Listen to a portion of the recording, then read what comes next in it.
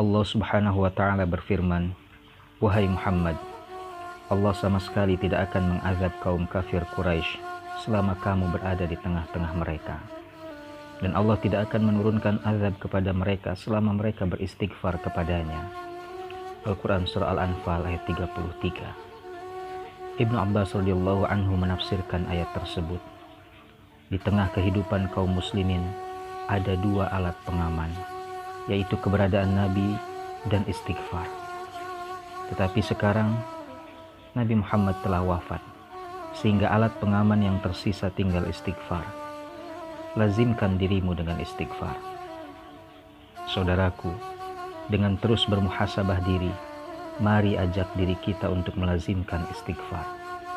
Keadaan kita yang terus terhempas oleh keadaan sulit yang melilit, sebenarnya alat pengaman untuk bisa keluar adalah dengan terus bermohon ampunan kepada Allah Subhanahu wa Ta'ala. Keadaan negeri ini yang terus didera persoalan rumit yang berketerusan bisa sesungguhnya menemui pintu kebaikannya jika secara masif setiap anak negeri bertaubat dan melazimkan istighfar. Akan ada desain suasana dan keadaan yang cukup indah dari Allah sebagai jawaban doa dan harapan kita jika lisan-lisan anak bangsa di negeri ini melazimkan istighfar.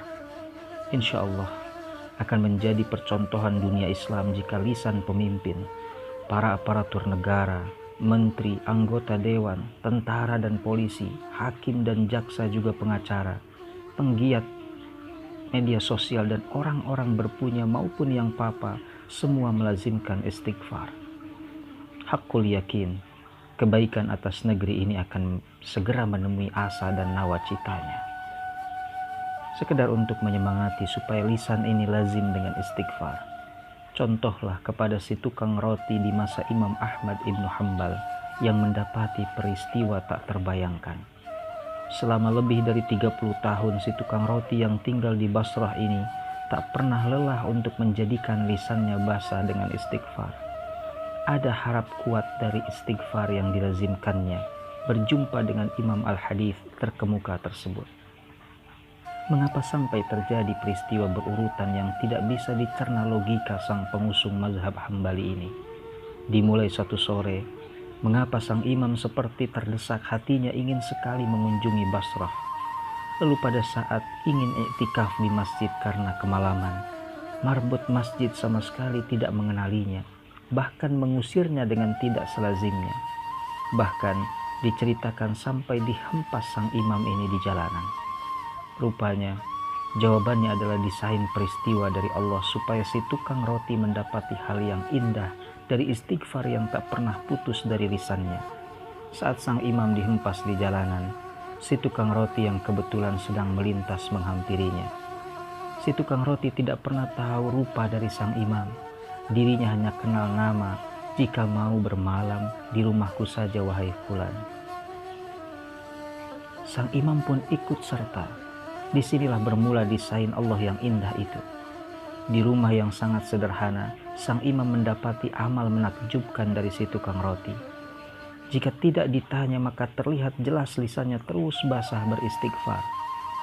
Wahai tukang roti yang soleh, apakah banyak hal yang istimewa Allah berikan dari istighfarmu yang terus engkau baca? Banyak. Semua diijabah. Hanya satu yang belum, yaitu hasratku ingin berjumpa dengan Al-Musnid Ahmad ibnu Hanbal. Jawab si tukang roti. Terhentak sang imam. Dirinya segera sadar mengapa sore itu dirinya ingin sekali ke Basrah, dan saat ingin bermalam dan iktikaf di masjid, lalu marbot tidak mengenali bahkan mengusirnya. Rupanya semua itu karena istighfarnya si tukang roti. Wahai tukang roti, di depanmu ini adalah jawaban dari kelaziman lisanmu menjaga istighfar. Sungguh, aku adalah Ahmad ibnu Hanbal, jelas sang imam yang disyukuri penuh takjub oleh si tukang roti.